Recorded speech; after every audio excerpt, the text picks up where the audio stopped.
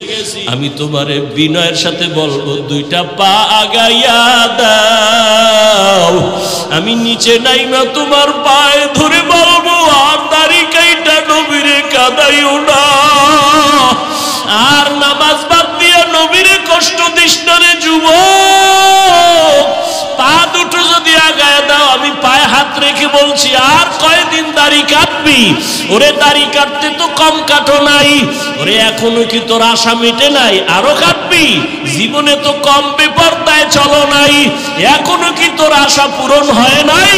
ও যুবক, জীবনে তো পার্কে পার্কে কম দৌড়াও নাই, এখনো কি মনের আশা পূরণ হয় নাই? এখনো কি গুনাহ করবি রে বাবা?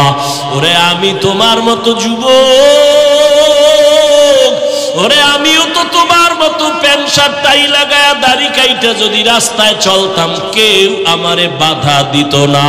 টুপির কারণে মাথা গরম, দাড়ির কারণে যৌবনের ভাব চলে যায়, জামার কারণে শরীরটা গরম লাগে, এরপরেও কেন টুপি ফালাই না, নামাজ ছাড়ি না, বেপরদায় চলি না? তোমাগো পায়ে দইরা দইরা কেন বুঝাই? একমাত্র কারণ আমার মাওলার কোরআন সত্য, একটা মিথ্যাও নাই।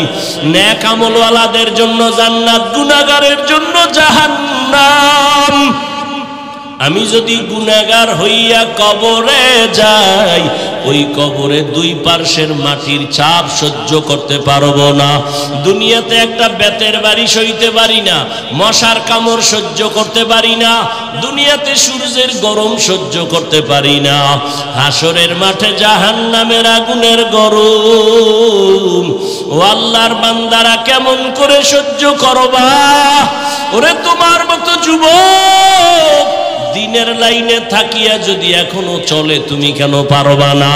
ঢাকা কলেজে যাও, যাও মাঝে মাঝে ঘুরে দেখো, রাজশাহী যাও, কুষ্টিয়া যাও, কলেজগুলো দেখো, তোমার মতো যুবক কলেজে পড়ে, মাথায় পাগড়ি, এরকম বড় দাড়ি, বড় জামা, পিছন থেকে তাকাইলে মনে হয় কোন মসজিদের খতিব।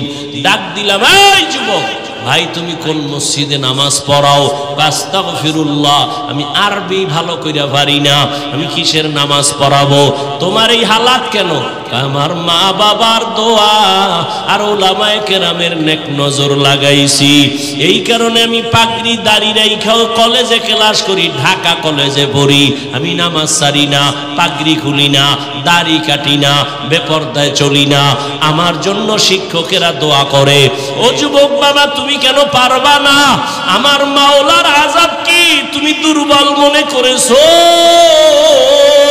ও যুবক বাবা, এখনো তওবা করো। পর্দার আড়ালের মা বোনেরা যারা আছেন, আমি এতক্ষণ আপনাদের সন্তানদের যা শুনাইলাম, এগুলো যদি বাস্তবায়ন হতে হয়, আম্মা জান আপনাদের দোয়া না থাকলে হবে না, চেষ্টা না করলে হবে না। গাছ ভালো হলে ফল ভালো হবে, মা আপনার আদর্শ ভালো হলে সন্তান ভালো হবে। এরে আম্মা জানেরা, আপনার মতো কত মা এই এলাকায় এখনো আছে, বেপরদায় চলে না, নামাজ ছাড়ে না, মোবাইলে সময় নষ্ট করে না। আপনি কি পারবেন না রে আম্মা জান? আপনি কেন পারেন না নামাজ পড়তে, পর্দা করতে? এরে আম্মা জান, আপনাদের কত মূল্য! আপনারা তো সাহাবায়ে কেরামদের মায়ের মতো মা, আপনারা তো নবীদের মায়ের মতো দামি, আয়েশা রাদিয়াল্লাহু আনহার মতো দামি নারী, ফাতেমা রাদিয়াল্লাহু আনহার মতো দামি। এরে আম্মা জানেরা, আপনারা তো খাদিজা রাদিয়াল্লাহু আনহার মতো দামি। এরে আম্মা জান, আপনারা তো ইসমাঈল নবীর মা হাজেরা আলাইহাস সালামের মতো দামি, ঈসা নবীর মা মারিয়াম আলাইহাস সালামের মতো দামি।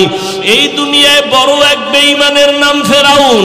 জানেননি এই বেঈমানের ফেরাউনের স্ত্রীর নাম কি? আসিয়া। এত বড় বেঈমানের ঘরে থাকিয়া আসিয়ার মতো বান্দি আল্লাহর পেয়ারা হয়ে গেল। রহমতের নবী বলেন, কিয়ামতের দিন আসিয়ার সাথে আমি মুহাম্মদের সাথে বিবাহের বন্ধন হবে।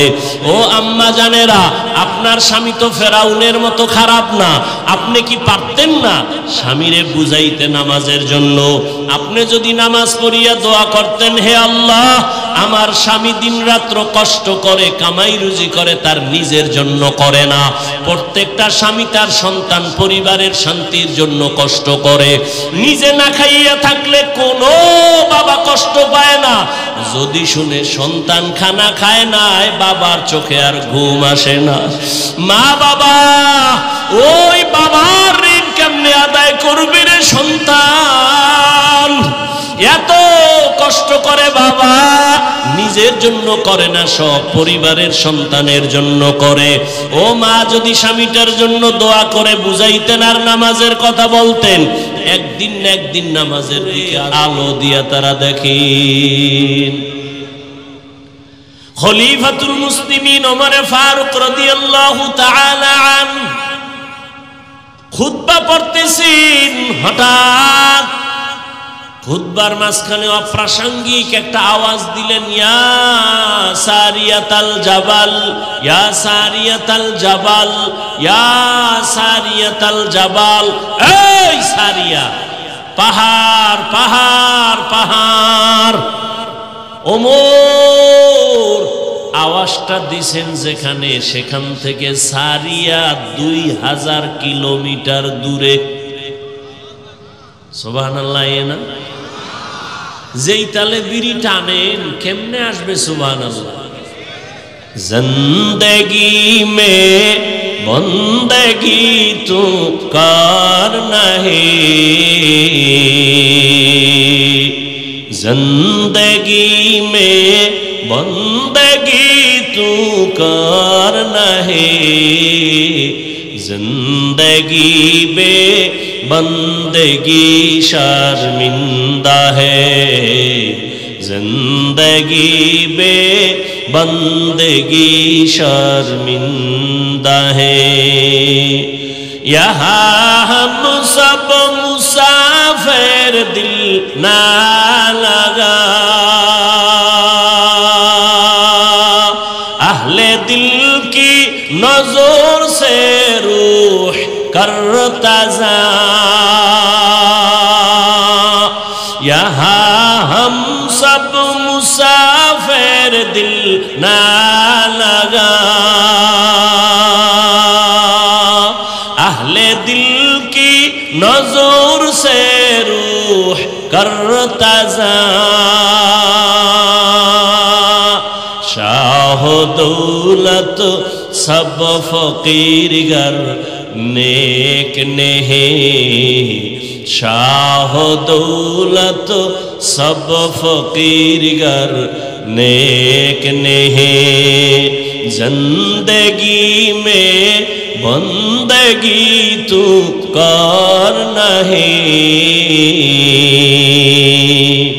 जिंदगी में बंदगी तू करना है,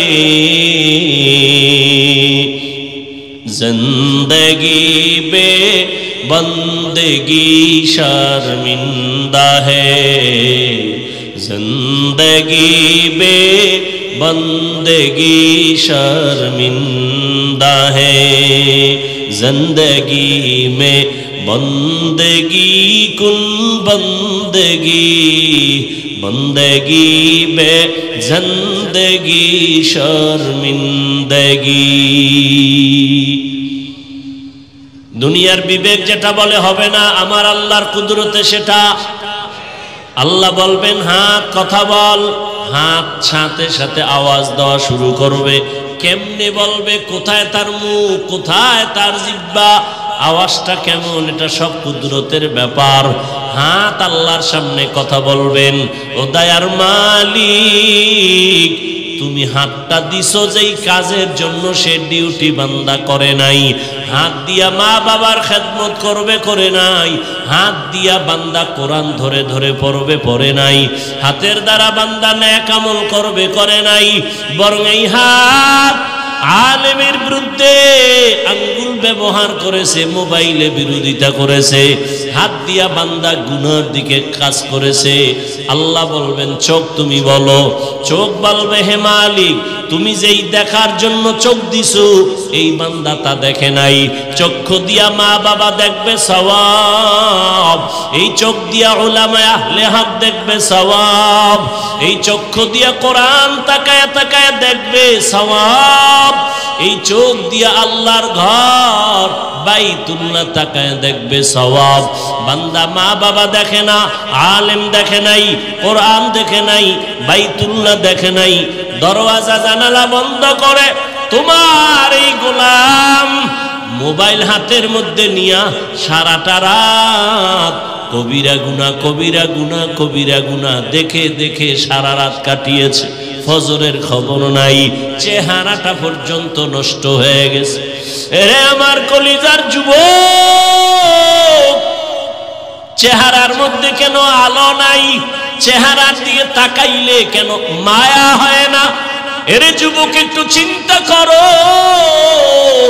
আল্লাহ তাআলা পশুকে আল্লাহ ভালো মন্দ যাচাই করার জ্ঞান দেন নাই, মানুষকে দান করেছেন। একটু চিন্তা করো, আয়নার সামনে তাকাও, তোমার চেহারাটা কেন এত নষ্ট? চেহারার মধ্যে কেন নূর নাই, আলো নাই, আকর্ষণ নাই? একমাত্র কারণ সারা রাত মোবাইল দেখে দেখে চেহারার নূর তুমি নষ্ট করে ফেলেছো। শুধু কি তাই? এই এক মোবাইল হাতে নেওয়ার কারণে নিজে নিজে নিজের জীবনটাকে ধ্বংস করে ফেলতেছো। কেউ যদি তোমারে বুঝায় তুমি বুঝো না, বরং উল্টা তার বিরোধিতা করো। অথচ তুমি একটা ছুরি নিয়ে যদি নিজের কল্লা কাটো, এটাও তোমার যেমন খারাপ লাগার কথা। মোবাইল হাতে নিয়ে নিজের জীবন নিজে ক্ষতি করো, এটাও তো তোমার বোঝা উচিত। আজকে বাসায় গিয়া গুগলে সার্চ দিয়ে দেখবি টাচ মোবাইল চালাইলে দেখলে শরীরের অঙ্গ প্রত্যঙ্গের কি কি ক্ষতি হয়। আমি বলি তুমি শুনে যাও, তারপরে গুগলে গিয়া মিলাও। এই মোবাইলের কারণে হসপিটালে গিয়া তাড়াতাড়ি চেক আপ করে দেখো, এই মোবাইল তোমার কিডনি ড্যামেজ করে দিতেছে, খবর নাই। এই মোবাইলের কারণে তোমার হার্ট দুর্বল, ব্রেন দুর্বল, চোখের পাওয়ার চলে যায়, কানের পাওয়ার চলে যায়। দেখো না, আগের তুলনায় মাথা ব্যথা বেড়ে গেছে, বুকে ব্যথা বেড়ে গেছে, স্ট্রোকের রোগী বেড়ে গেছে। ভালো মানুষ রোগ নাই, হঠাৎ করে মরে যায় কেন? বলে অ্যাটাক করেছে, স্ট্রোক করেছে। এরে আল্লাহর বান্দা, এই মোবাইলের কারণে তোমার চরিত্র শেষ, লেখাপড়া শেষ। এই মোবাইলের কারণে কত সন্তান মায়ের সাথে বেয়াদবি করেছো, বাবার সাথে বেয়াদবি। এই মোবাইলের কারণে শিক্ষকের সাথে বেয়াদবি করেছো, এই মোবাইলকে কেন্দ্র করে আলেমের সাথে বেয়াদবি করেছো। এক মোবাইলকে কেন্দ্র করে কত সন্তান মায়ের টাকা চুরি করেছে, কত সন্তান বাবার টাকা চুরি করে। মা বাবায় না দিলে বন্ধুর পকেট মারে, বন্ধু যদি না দেয় মানুষের দোকান চুরির ষড়যন্ত্র করে। তাহলে তোর এই মোবাইলে চরিত্র নাই, লেখাপড়া নাই, শরীর নাই, চোখের পাওয়ার নাই, কিডনি দুর্বল। এক কথায় তোর মধ্যে এখন কিছুই নাই, আছে একটা রুহু। আজরাইলেটা নিয়ে গেলে তুইও নাই। বুঝানোর কথা বুঝাই গেলাম, মানবা কিনা সে দায়িত্ব তোমার। বুঝানোর দরকার, বুঝাই গেলাম। হেদায়েতের মালিক তো আল্লাহ। ওরে কপাল যদি পুড়ে যায় রে যুবক, আমি হাফিজুর রহমান কেন, মক্কা মদিনার ইমাম কেন, স্বয়ং রসুলেও বয়ান করলে কপাল খুলবে না। যেই নবীজির চেহারা মোবারক এক নজর দেখলে বান্দার পেটের ক্ষুধা থাকে না। কেমন মায়ার নবী আমার, যেই রহমতের নবীর দিকে মোহাব্বতের নজর দিয়ে তাকাইলে বান্দার জাহান্নাম হারাম হয়। আম্মা জান আয়েশা রাদিয়াল্লাহু আনহা বলেন, নবীজির ঘাম বোতলে ভরে রাখতাম, আর আমরা বড় বড় অনুষ্ঠানে আতর হিসেবে ব্যবহার করতাম। এরে আল্লাহর গোলাম, যেই নবীর চেহারা দেখলে কলিজা ঠান্ডা হয় এক নজর, কিন্তু কত বড় বেঈমান কপাল পোড়া, একবার আর দুইবার না দীর্ঘ টানা 13 বছর পর্যন্ত নবীজিরে দেখলো, বয়ান শুনলো, এরপরেও বেঈমান কালেমা পড়ে নাই। এত বড় নিকৃষ্ট কপাল পরার নাম জানেননি? আবু জাহাল। অন্যদিকে 27 বছরের যুবক তরবারি নিয়ে দৌড়ায় আমার নবীর গর্দান কাটার জন্য। নবীজির চেহারা মোবারক দেখা তরবারি ফালায় বলেন, ও রহমতের নবী আমার, বেয়াদবি মাফ করেন, আমাকে কালেমা রশি লাগায় দেন। 27 বছরের যুবক নবীর হাতে কালেমা পড়িয়া তরবারি হাতে নিয়ে দাঁড়ায় বলে, বেঈমান, সাহস থাকলে এই বান্দার তরবারির সামনে দাঁড়াও। আমি নবীর বিরুদ্ধে কথা বলতে যদি চাও, নবীরে দরকার নাই, আমার তরবারি ফয়সালা করবে, সামনে আসো। এই কফালওয়ালা 27 বছরের যুবককে জানেননি? এর নাম কফাল। এর নাম কি? কফাল। 13 বছর দেখছে, এর বড় কালেমা পড়ে না, আর 27 বছর বয়সে নবীকে দেইখা জবাই করতে এসে কালেমা পড়ে ফেললো। এই জন্য কপাল যদি পুড়ে যায়, আমার বয়ানও কাজ হবে? এত মানুষ এখানে, মাঠ ভরা, দাঁড়ানোরও সুযোগ নাই। এত মানুষ বাসায় যায় বলবে, ও অনেক লোক হইছে, কি লাভ হবে তোমার চাপাবাজি করলে যদি ফজরে মসজিদ থাকে খালি? কি এত মানুষ এখানে, অনেক আশেকে রসুল ফজর পড়ে নাই, জোহর পড়ে নাই, আসর পড়ে নাই, মাগরিব পড়ে নাই, এশা পড়বে কিনা তাও জানা নাই। আল্লাহ হেদায়াত দান করেন। এরে আমার যুবক বাবা, অনেক দিন পর্যন্ত এই প্রোগ্রামের প্রচারণা চলছে, অনেকে আসবো আসবো বলিয়া আসতে পারে নাই। আর ওই বান্দা যদি শরীয়তের কোনো কারণে আসতে না পারে, আল্লাহ তাকে পুরা সওয়াব দান করবেন।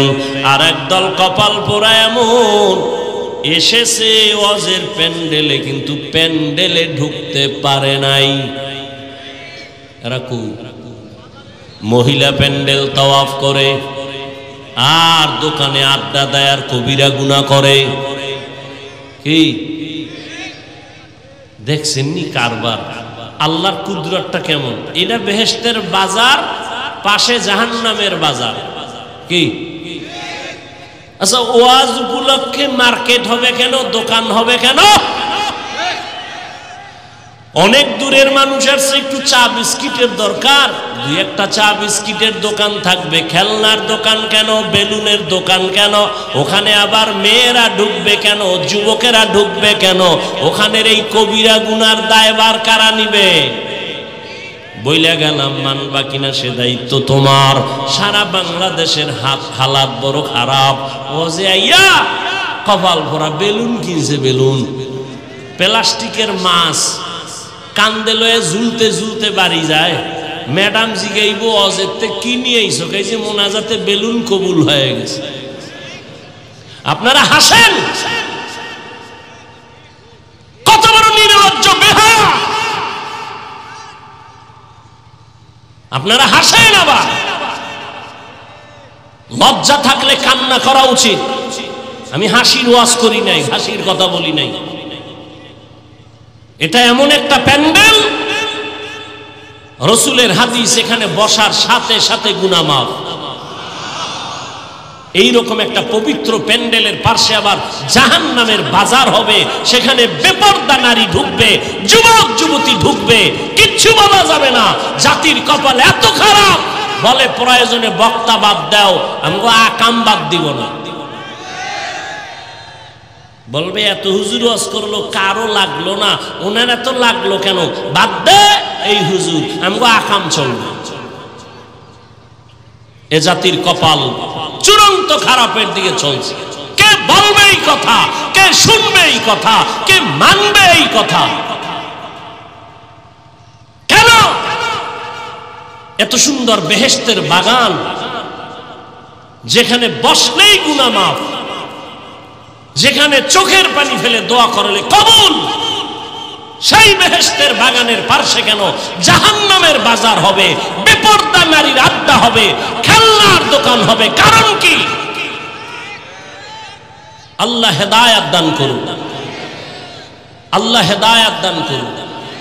আল্লাহ হেদায়াত দান করুন। অজে আসছেন, দোকানে গেছেন কেন? মহাদেবপুর দোকান নাই তো এখানে কেন দোকানদারি? কেনাকাটার জন্য সেই মার্কেটে যাবেন, এখানে কেন? এখানে আসবেন কোরআনের বয়ান শুনতে, এখানে আসবেন গুনাহ মাফ করার জন্য, কান্না করতে আসবেন। এখানে মাস্তানি কেন? বেলুন কিনেন কেন? মাছ কিনেন কেন? আল্লাহর ভয় বলতে একটু নাই, থাকলে অন্তত মাথা নত থাকতো, হাসতেন না। আমি হাসির কথা বলছি, বলেন তো আপনারা হাসলেন কেন? লজ্জা শরম কমিয়ে গেছে। তো ১৫০০ বছর আগেই তো রাসূল বলে গেছে, লা ঈমানা লিমান লা হায়া আলাহ, যাদের লজ্জা নাই ওদের ঈমান নাই। ওরা রাস্তায় যদি ল্যাংটা করিয়া ফালায় তারপরও বলবে অর্ধেক ইজ্জত বাকি, ওদের লজ্জা নাই। আল্লাহ আমাদের লজ্জা আবার ফিরায় দিন। ভাইরা আমার, আল হায়াউ শুবাতুম মিনাল ঈমান। একটা ঘরের মধ্যে ৩-৪টা রুম আছে, এক রুমে আছে মা বাবা, আর এক রুমে ছেলে, আর এক রুমে মেয়ে। সারা রাত মোবাইলে চলে জিনা জিনা জিনা জিনা। স্বামী আর স্ত্রী সারা রাত মোবাইল, মেয়ে আর এক রুমে মোবাইল, ছেলে আর এক রুমে মোবাইল। ওরে ঘুমের থেকে উঠে দেখতে তোর চেহারা শুকর করে দিয়েছেন আল্লাহ। দেয় না কেন? একমাত্র মুহাম্মদের উম্মত হওয়ার কারণে। না হয় ঘুমের থেকে উঠে দেখতি চেহারা কুকুরের মতো হয়ে গেছে। সারা রাত গুনাহ করবি আর আল্লাহ কিছু করবে না, শুধু মুহাম্মদের উম্মত হওয়ার কারণে আল্লাহ ওয়াদা করছেন চেহারা পাল্টাবেন না। না হয় পাল্টায় দিতেন, ঘুমের থেকে উঠে দেখতা চেহারা শুকরের মতো হয়ে গেছে, কুকুরের মতো হয়ে গেছে গুনার কারণে। আল্লাহ হেদায়াত দান করুন। বয়ানে আসছে ফজর নাই, জোহর নাই, নামাজ নাই, দাবি করে আমরা বয়ানে আসছি। কি হবে এই বয়ান দিয়ে? কমিটির কিছু হবে আর আমি বক্তার কিছু হবে, আপনাদের কি হবে? আমারে ঠিক মতো টাকা পয়সা না দিলে আমি তার জীবন এমন কম খালি নেই। যাও, কমিটি কিছু কালেকশন করছে, ফায়দা হবে, খালাস। আপনাদের কি হবে? এই বয়ান দিয়ে কি হবে? আমরা তো ওই সমস্ত বুজুর্গ আল্লাহ আলাদের লাত্তি খেয়ে এখানে বসছি, থাপ্পড় খেয়ে বসছি, যাদের বয়ান থেকে জাহান্নামী সন্ত্রাসী ডাকাত বৈশা কান্না করে তওবা করে এরপরে ফজরে মসজিদে যাইত। আমরা তো ওই আল্লাহ আলাদের থাপ্পড় খেয়ে এখানে বসছি, দেখছি চোখে তাকাইয়া, ময়দানে গড়াগড়ি করে কাঁদত পাগলের মতো। বাবা কাঁদে, ছেলে কাঁদে, পাগল হয়ে যাইত, পুরা মাঠের মানুষ কাঁদতে কাঁদতে বেহুশ। আল্লাহর কসম করে বলছি, আমরা এই সমস্ত আল্লাহ আল্লাহর লাত্তি খেয়ে এখানে আসছি, এমনি না। সামনে বই আবার মোবাইল, এই স্ট্যান্ড উঠায় মারতো চেহারার মধ্যে। যে আল্লাহ আল্লাহর লাত্তি খেয়ে এখানে আসছি। একটা পান খাবেন, জীবনে বুঝে যাইতেন কত ধানে কত চাল। বয়ান কারে কয়? এখন তো বয়ান নাই, এখন তো সব ফ্যাশন। বক্তারও কান্না নাই, আমিও কাঁদি না, আপনারও কান্না নাই, পারি হাসাইতেই আর কি। পটিয়া মাদ্রাসার বাণী মুফতি আজিজুল হক রহমতুল্লাহ আলাইহি নাহমাদুহু কইয়া টান দিলেই মাঠের অবস্থা খারাপ। এটা আপনারে বুঝামু কেমনে? এটা তো বুঝারও মানুষ নাই যে এটা কেমন কথা। এটা একটা কথা হইল? এটা তো বুঝারও মানুষ নাই।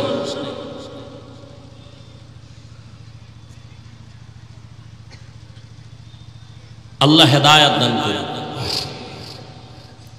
ইয়া আইয়ুহাল্লাযীনা আমানুত্তাকুল্লাহা হাক্কা তুকাতিহ।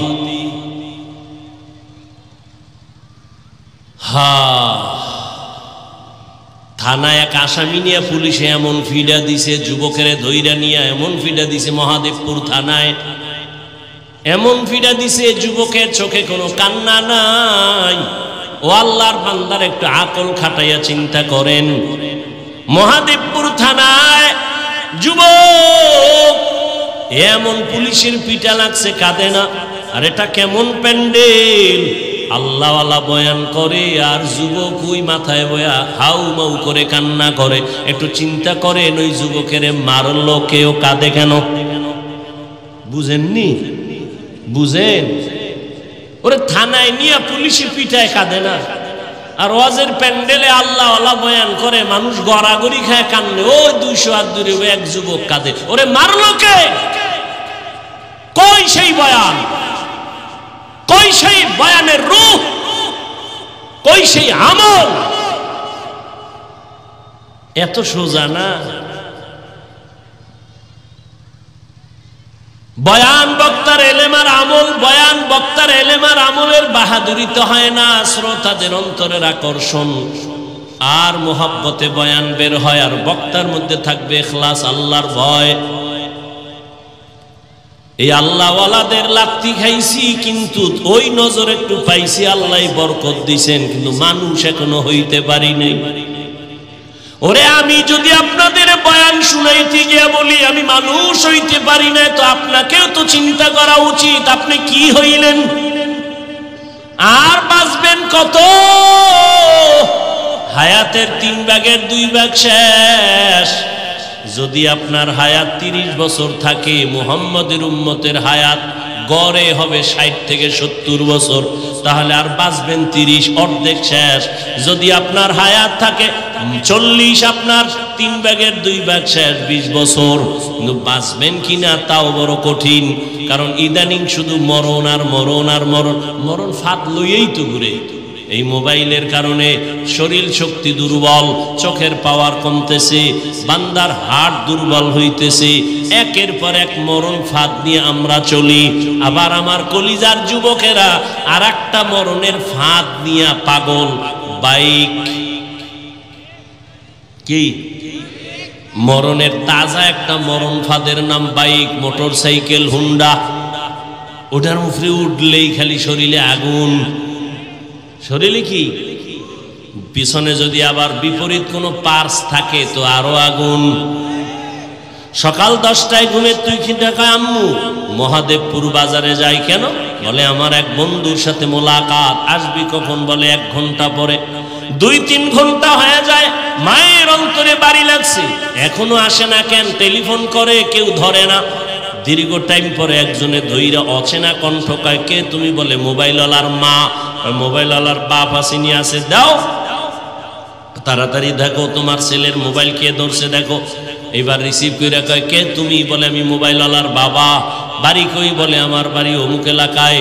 তাড়াতাড়ি চলে আসো, তোমার লাশ তাড়াতাড়ি বাসায় নিয়ে যাও। ছেলের লাশ এক জায়গায়, বাইক আর এক জায়গায়, তাড়াতাড়ি আসো, লাশ নিয়ে যাও। এই হয়নি এরকম?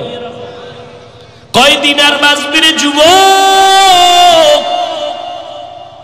মহামারী করোনায় যুবকের লাশ, ছাত্র জনতার বৈষম্য বিরোধী আন্দোলনে যুবকের লাশ, পানির নিচে যুবকের লাশ, গাড়ির নিচে যুবকের লাশ, ঘুমের বিছানায় যুবকের লাশ। ও যুবক বাবারা, রাতের ঘুম শরীরের মহা ঔষধ। আমি সারা রাত ওয়াজ মাহফিল করে ঢাকা যাব, বাসায় যেয়ে ঘুমাইতে পারবো না, রাতে আমার ঘুম নাই, কপাল খারাপ। তারপরও সান্ত্বনা দেই, ও আল্লাহ তোমার দিনের কাজই তো করছি, গুনাহ করি নাই। তুই রাতের ঘুম মারছো কি কইরা? আমার না, আমি তো তৃপ্তি পাইলাম। তুই কি করছো? তুই সারা রাতের ঘুম মারছো কি দিয়া? আকাম কইরা, কবিরা গুনাহ কইরা। আল্লাহ হেদায়েত দান করুন। বয়ান চলতেছে, তাবলীগের বয়ান, পীর মাশায়েখের বয়ান, বক্তাদের বয়ান, জুমার খতিবের বয়ান, এরপরও পরিবর্তন নাই কেন? আল্লাহর কসম, যতক্ষণ পর্যন্ত আল্লাহর শাস্তির ভয় অন্তরে না আসবে ততক্ষণ পর্যন্ত বয়ান বাস্তবায়ন হবে না। একটা সন্তান মা বাবাকে ভয় করার কারণে মা বাবার সামনে অন্যায় করে না। একটা ছাত্র শিক্ষকের ভয় করার কারণে শিক্ষকের সামনে ছাত্র অন্যায় করে না। ঠিক আমার আল্লাহর গোলাম বান্দারা যদি আল্লাহর আযাবের ভয় করত, গলায় ছুরি লাগাইতো, দাড়ির মধ্যে কখনো অস্ত্র লাগাইতো না। हर के दारत खौफे हक दर दिल मदाम जन्नतुल मअवा देहत उरा मकाम जुज़बा हक ची जे मखाज इंसुजा फजले उ आमस्ते दर जुमला जहां। আল্লাহ বলেন আমাকে হক আদায় করে ভয় করো। সাহাবায়ে কেরাম পেরেশান হয়ে গেলেন, নবীর কাছে বললেন ইয়া রাসূলুল্লাহ, আল্লাহ যত বড়ই পরিমাণ ভয় করা আমাদের দ্বারা অসম্ভব। নবীও চিন্তায় পড়ে গেলেন। রব্বুল আলামিন জিবরাইল আমিনকে পাঠাইয়া দিলেন, সান্ত্বনার আয়াত নিয়ে শুনায়া দাও। জিবরাইল আমিন আমার নবীর সামনে এসে আয়াত শুনায়া দিলেন সান্ত্বনার, ইত্তাকিল্লাহা মাস্তাতাতুম, সাধ্যমতো ভয় করা লাগবে। বান্দা আমার হক আদায় করে, ভয় করার প্রয়োজন নাই, বরং বান্দা তোমার সাধ্যমতো আল্লাহকে ভয় করো। আমি যদি আপনাদের প্রশ্ন করি আপনারা কারা কারা আল্লাহকে ভয় করেন, যদি করি একজনও কি হাত উঠাবে না? সবাই এই উঠে দেখছে কই নাই এতে অবস্থা। মানে মরাডারে মারো কেন, কয় লড়ে কেন? সবাই হাত উঠায় ফেলবে। হুজুর আপনাদের থেকেও আমরা আল্লাহরে বেশি ভয় করি। কোন চালাক বাঙালি থাকলে দুই ফাও উঠায় দিবে, বলবে চার হাত পায়ে ভয় করি। অথচ নামাজ পড়ে নাই, রোজা রাখে না, হালাল খায় না। ও আল্লাহর বান্দা, তুমি নামাজ বাদ দিয়া বলো ভয় করি। আমি নামাজ ঠিক মতো 5 বেলার নামাজ পড়ে বলি আল্লাহকে ভয় করি। আমি দাড়ি রেখে বলি আল্লাহকে ভয় করি। তুমি দাড়ি না রেখে বলো আল্লাহকে ভয় করি। আমি হালাল খাইয়া বলি আল্লাহকে ভয় করি। তুমি হারাম খাইয়া বলো আল্লাহকে ভয় করি। দোনো ভয় কি সমান? আসলে তোমার মধ্যে আল্লাহর ভয় নাই। যদি ভয় থাকতো জীবন গেল তুমি হারাম খাইতে পারতা না। আল্লাহর ভয় কেমনে আসবে? ভয়ের নাম তাকওয়া। একমাত্র আল্লাহওয়ালাদের নেক নজর লাগাও। আল্লাহওয়ালাদের নজরের মধ্যে পাওয়ার আছে, পাওয়ার। এই পাওয়ার আর কারো নজরে নাই। এরে কষ্ট হইতেছে আপনাদের? একটা গাঞ্জাখোরের নজরেও পাওয়ার আছে, আছে না? একটা দুধের বাচ্চা হঠাৎ এক গাঞ্জাখোর নজর দিয়ে কয় এত সুন্দর ফুটন্ত গোলাপ। বাচ্চা অসুস্থ, শুকায় যায়, খায় না। ডাক্তার বলে কোনো রোগ নাই। মুরব্বীরা কয় বদ নজর। হয়নি? গাভীর দুধ হয় 20 কেজি। ও একদিন দেখে কয় এত দুধ গাভীর। পরের দিন থেকে 3 কেজিও নাই। আপনাদের এলাকায় কদু গাছ লাগায় না? কদু গাছের মাঝে মাঝে দেখবেন, মাঝে মাঝে দেখছেননি কোনোদিন যে জুতা টানায়? দেখছেন? কেন? জুতা বরকতের জিনিস, নমরুদের গালে লাগছে। এই জুতা টানাইলে কদু বড় হবে, পোকা হবে না। এই জন্য তো। কেন জুতা টানায় জানেন না? কার বদনজর? পিসা বুজুরের, কোন আলেমের? বেআমলওয়ালা বেনামাজি গাঞ্জাখোরের নজরে যদি পাওয়ার থাকে, একজন তাহাজ্জুদওয়ালা জিকির করনেওয়ালা মুত্তাকি তার চোখের নজরে কেন পাওয়ার হবে না? আউলিয়ারা কারে উকবা ইখতিয়ার, জাহেলারা কারে দুনিয়া ইখতিয়ার। মাইলে মোমেন সোয়ে মোমেন মিশাওয়াত, মাইলে কাফের সোয়ে কাফের মিশাওয়াত। আল্লাহর ভয় অন্তরে জমা করো, আল্লাহওয়ালাদের নেক নজর লাগাইও। এরে যুবক, এতক্ষণ কষ্ট করে যে চিল্লাইতেছি তুমি মনে করতেছো কত না জানি মজা। না বাবা, একটা চিৎকার দিলে পুরা শরীরের রন্ধ্রে রন্ধ্রের রিয়াকশন শুরু হয়ে যায়। পৃথিবীতেই চিল্লানোর মতো আর কষ্টের কোনো কাজ নাই। এরপরও চলতেছে 12 মাস। কি জোহরের পরে, মাগরিবের পরে, এশার পরে সারাদিন সারা রাত কি রৌদ্র আর বৃষ্টি, দৌড়াচ্ছি, গাধার মতো দৌড়াচ্ছি, পায়ে ধরে ধরে বুঝাইতেছি রে বাবা। একবারও এই যে এতক্ষণ চিল্লাইলাম, একবারও কিন্তু বলি নাই ও মহাদেবপুরের বাবারা, আমি 5 কল্লি টুপিওয়ালা, তোমরাও 5 কল্লি দাও, না হয় তোমার কপাল খারাপ হবে। বলছি? বলি নাই। আমি কওমি মাদ্রাসার সন্তান, তোমরাও কওমি মাদ্রাসায় যাইও, না হয় তোমরা জাহান্নামে যাইবা। একবারও বলি নাই। আমি তাবলিগের লাইনের সন্তান, আমি পীরের মুরিদ, একবারও বলি নাই যদি তাবলিগে না যাও, পীরের কাছে না যাও, তুমি ধ্বংস হয়ে যাইবা। একবারও বলি নাই। কি বলি শুনো যুবক বাবা, আমি তোমাকে শুধু বলবো না, আরো সাহস দিয়া যাব। জানা নাই আমার মতো এই সাহস বাংলাদেশে আর কোনো বক্তা দেয় কিনা।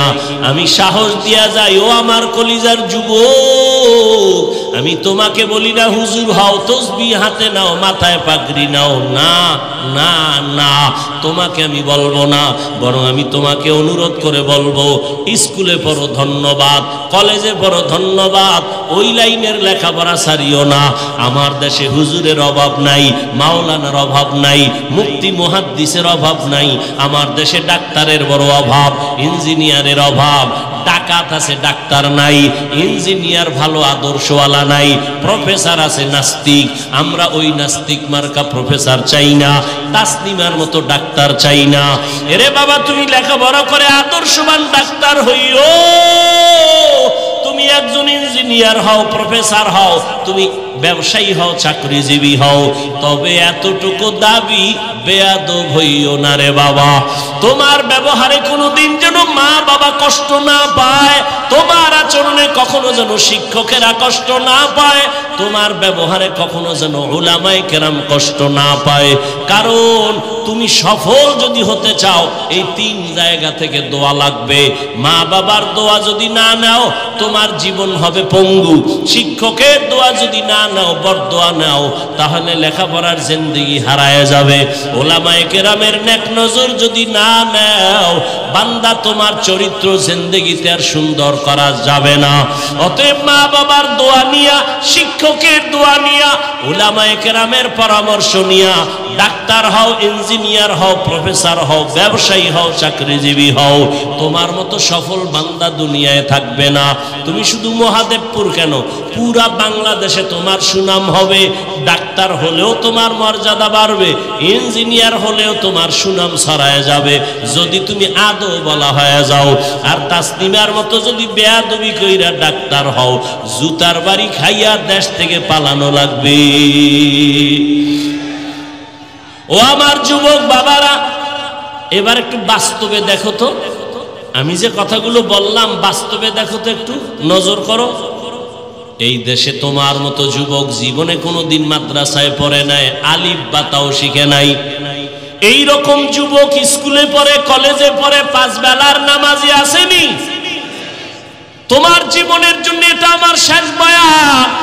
ও যুবক, বাসায় গিয়া দরজা জানালা বন্ধ করে বালিশে মাথা লাগা একা একা 1 মিনিট চিন্তা করবি যে আমার মতো যুবক স্কুলে কলেজে পড়িয়াও যদি নামাজ পড়ে, তোর কপালে কার অভিশাপ লাগাইছো, কার বরদোয়া লাগাইছো যে তুমি কেন পারো না? জবাব দাও রে যুবক। আর কয়দিন তোমার হায়াত? আজকে তুমি সুস্থ বসে আছো, গত বছর বয়ান চলছে, বড় চলছে, আগামী তো চলবে, কিন্তু তুমি এই মাঠে আর আসতে পারবা না। না জানি আমার মাওলা মাটির নিচে নিয়ে যায়। কয়দিন আর বাহাদুরি করবা? সুস্থতা তোমার গ্যারান্টি না বাঁচার। অনেক অসুস্থ রোগী বেঁচে গেছে, সুস্থ মানুষটা সামনে মরে গেছে। অতএব যুবক বাবা, এতটুকু বুঝাও, তোমার মতো যুবক রাস্তায় গাড়ি চালায়, 5 বেলার নামাজ পড়ে, বলো বাবা তুমি কেন পারবা না? তোমার মতো যুবক র‍্যাব, আর্মি, পুলিশ, বিডিআরের চাকরি করে, 5 ওয়াক্ত নামাজি দাড়িওয়ালার অভাব নাই, বলো তুমি কেন পারো না? তোমার মতো যুবক ময়দানে কৃষি কাজ করে, নামাজ ছাড়ে না, তুমি কেন পারো না? আল্লাহ বিবেক দিছে, প্রশ্ন করো। তোমার মতো যুবক doctor, professor, engineer, OC, DC, SP নামাজি, তুমি কেন পারবা না? তোমার মতো যুবক নদীর মধ্যে মাছ ধরে নামাজ ছাড়ে না, বলো তুমি কেন পারবা না? ও বাবা, কি ভাবছো? বুজুর্গ কথা মিথ্যা, আমরা ভুলে আছি এটাই ভাবছো? তা দলিল দাও, আমাদের বুঝায় দাও। হাফিজ ভাই, তোমরা সঠিক লাইনে নাই, আমরা সঠিক লাইনে আছি, একটা দলিল দে। আল্লাহর কসম, আমি এখন দাড়ি কেটে ফেলবো, প্যান্ট শার্ট টাই লাগাইয়া তোমার মতো রাস্তায় গিয়া নাচ গান করবো। আর যদি বলো না হাফিজ ভাই, আপনারা ওলামায়ে কেরাম সঠিক রাস্তায় আছেন, আমরা শয়তানের ধোকায় পড়িয়া দাড়ি কাইটা নামাজ সারিয়া বেপরদায় গিয়ে আমরা ভুলের পথে গেছি, আমি তোমারে বিনয়ের সাথে বলবো, দুইটা পা আগাইয়া দাও। আমি নিচে নাইমা তোমার পায়ে ধরে বলবো, আর দাড়ি কাইটা নবীরে কাঁদাইও না, আর নামাজ বাদ দিয়া নবীরে কষ্ট দিস না রে যুবক। পা দুটো যদি আগায় দাও, আমি পায়ে হাত রেখে বলছি, আর কয়দিন দাড়ি কাটবি? ওরে দাড়ি কাটতে তো কম কাটো নাই, ওরে এখনো কি তোর আশা মিটে নাই? আরো কাটবি? জীবনে তো কম বেপরদায় চলো নাই, এখনো কি তোর আশা পূরণ হয় নাই? ও যুবক, জীবনে তো পার্কে পার্কে কম দৌড়াও নাই, এখনো কি মনের আশা পূরণ হয় নাই? এখনো কি গুনাহ করবি রে বাবা? ওরে আমি তোমার মতো যুবক, ওরে আমিও তো তোমার মতো প্যান্ট শার্ট টাই লাগায়া দাড়ি কাইটা যদি রাস্তায় চলতাম, কেউ আমারে বাধা দিত না। টুপির কারণে মাথা গরম, দাড়ির কারণে যৌবনের ভাব চলে যায়, জামার কারণে শরীরটা গরম লাগে, এরপরেও কেন টুপি ফালাই না, নামাজ সারি না, বেপরদায় চলি না? তোমাগো পায়ে ধরে ধরে কেন বুঝাই? একমাত্র কারণ আমার মাওলার কোরআন সত্য, একটা মিথ্যাও নাই। নেক আমলওয়ালাদের জন্য জান্নাত, গুনাহগারের জন্য জাহান্নাম। আমি যদি গুনাহগার হইয়া কবরে যাই, ওই কবরে দুই পার্শ্বের মাটির চাপ সহ্য করতে পারবো না। দুনিয়াতে একটা বেতের বাড়ি সইতে পারি না, মশার কামড় সহ্য করতে পারি না, দুনিয়াতে সূর্যের গরম সহ্য করতে পারি না, হাসরের মাঠে জাহান্নামের আগুনের গরম ও আল্লাহর বান্দারা কেমন করে সহ্য করবা? ওরে তোমার মতো যুবক দিনের লাইনে থাকিয়া যদি এখনো চলে, তুমি কেন পারবা না? ঢাকা কলেজে যাও, যাও মাঝে মাঝে ঘুরে দেখো, রাজশাহী যাও, কুষ্টিয়া যাও, কলেজগুলো দেখো, তোমার মতো যুবক কলেজে পড়ে, মাথায় পাগড়ি, এরকম বড় দাড়ি, বড় জামা, পিছন থেকে তাকাইলে মনে হয় কোন মসজিদের খতিব। ডাক দিলাম, এই যুবক ভাই, তুমি কোন মসজিদে নামাজ পড়াও? আস্তাগফিরুল্লাহ, আমি আরবি ভালো কইরা পারি না, আমি কিসের নামাজ পড়াবো? তোমার এই হালাত কেন? আমার মা বাবার দোয়া আর ওলামায়ে কেরামের নেক নজর লাগাইছি, এই কারণে আমি পাগড়ি দাড়ি রাইখাও কলেজে ক্লাস করি, ঢাকা কলেজে পড়ি, আমি নামাজ সারি না, পাগড়ি খুলি না, দাড়ি কাটি না, বেপরদায় চলি না, আমার জন্য শিক্ষকেরা দোয়া করে। ও যুবক বাবা, তুমি কেন পারবা না? আমার মাওলার আযাব কি তুমি দুর্বল মনে করেছো? ও যুবক বাবা, এখনো তওবা করো। পর্দার আড়ালের মা বোনেরা যারা আছেন, আমি এতক্ষণ আপনাদের সন্তানদের যা শুনাইলাম, এগুলো যদি বাস্তবায়ন হতে হয়, আম্মা জান আপনাদের দোয়া না থাকলে হবে না, চেষ্টা না করলে হবে না। গাছ ভালো হলে ফল ভালো হবে, মা আপনার আদর্শ ভালো হলে সন্তান ভালো হবে। এরে আম্মা জানেরা, আপনার মতো কত মা এই এলাকায় এখনো আছে, বেপরদায় চলে না, নামাজ ছাড়ে না, মোবাইলে সময় নষ্ট করে না। আপনি কি পারবেন না রে আম্মা জান? আপনি কেন পারেন না নামাজ পড়তে, পর্দা করতে? এরে আম্মা জান, আপনাদের কত মূল্য! আপনারা তো সাহাবায়ে কেরামদের মায়ের মতো মা, আপনারা তো নবীদের মায়ের মতো দামি, আয়েশা রাদিয়াল্লাহু আনহার মতো দামি নারী, ফাতেমা রাদিয়াল্লাহু আনহার মতো মতো দামি। এরে আম্মা জানেরা, আপনারা তো খাদিজা রাদিয়াল্লাহু আনহার মতো দামি। এরে আম্মা জান, আপনারা তো ইসমাঈল নবীর মা হাজেরা আলাইহাস সালামের মতো দামি। ঈসা নবীর মা মারিয়াম আলাইহাস সালামের মতো দামি। এই দুনিয়ায় বড় এক বেঈমানের নাম ফেরাউন। জানেননি এই বেঈমানের ফেরাউনের স্ত্রীর নাম কি? আসিয়া। এত বড় বেঈমানের ঘরে থাকিয়া আসিয়ার মতো বান্দি আল্লাহর পেয়ারা হয়ে গেল। রহমতের নবী বলেন, কিয়ামতের দিন আসিয়ার সাথে আমি মুহাম্মদের সাথে বিবাহের বন্ধন হবে। ও আম্মা জানেরা, আপনার স্বামী তো ফেরাউনের মতো খারাপ না। আপনি কি পারতেন না স্বামীরে বুঝাইতে নামাজের জন্য?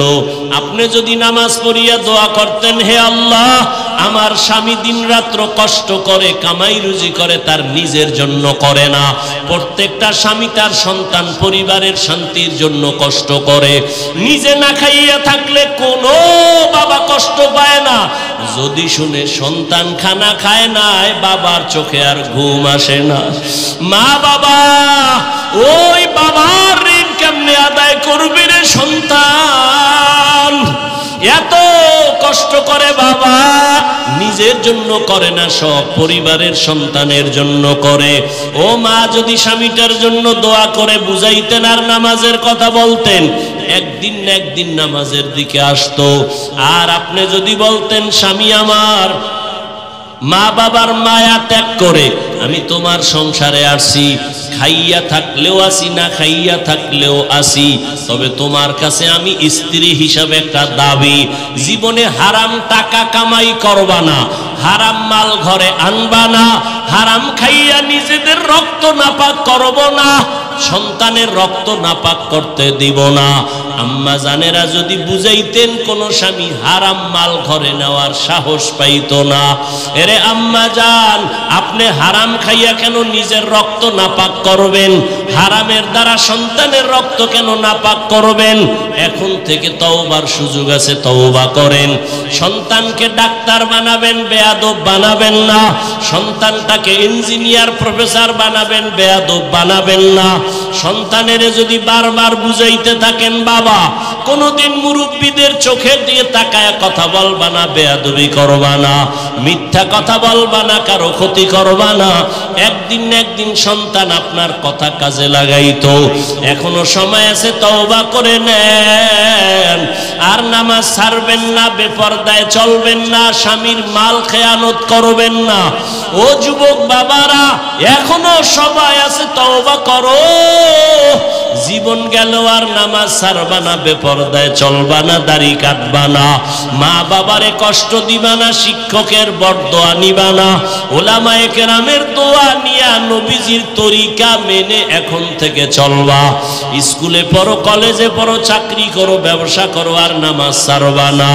যদি তওবার নিয়ত থাকে, ওমরের মতো তৈরি হইয়া গোপনে গোপনে মনে মনে আমার আল্লাহকে বলো, হে আল্লাহ, এই ময়দানে গুনাহ নিয়ে ঢুকলাম, আর গুনাহ নিয়ে বাসায় যাব না। তওবার নিয়ত করে ফেললাম, জীবনে তো কম দাড়ি কাটি নাই, জীবনে নামাজ তো কম সারি নাই, বেপরদায় কম চলি নাই, আর কত জীবন কতদিন আছে জানা নাই। ও আল্লাহ, আজকে থেকে আর নামাজ ছাড়বো না, দাড়ি কাটবো না, বেপরদায় চলবো না। মা বাবার দোয়া নিয়া, শিক্ষকের দোয়া নিয়া, উলামায়ে কেরামের পরামর্শ নিয়া নবীজির তরিকা মেনে চলবো। তওবা করার মতো যদি কারো অন্তর তৈরি হয়, মুনাফিকি না থাকে, খাঁটি তওবার নিয়তে দুটো হাত আমার আল্লাহকে দেখাইয়া দাও। আয় আল্লাহ, হাতগুলো কবুল করে নেন, তওবা কবুল করে নেন। তওবার উপরে মজবুত হইয়া আমাদের চলার মতো তৌফিক দান করেন, আমিন। আলহামদুলিল্লাহি রাব্বিল আলামিন, ওয়াসসালাতু ওয়াসসালামু আলা সাইয়্যিদিল আমবিয়াই ওয়াল মুরসালিন ওয়া আলা আলিহি ওয়া আসহাবিহি আজমাইন। ইয়া আরহামার রাহিমিন, ইয়া আরহামার রাহিমিন, ইয়া আরহামার রাহিমিন।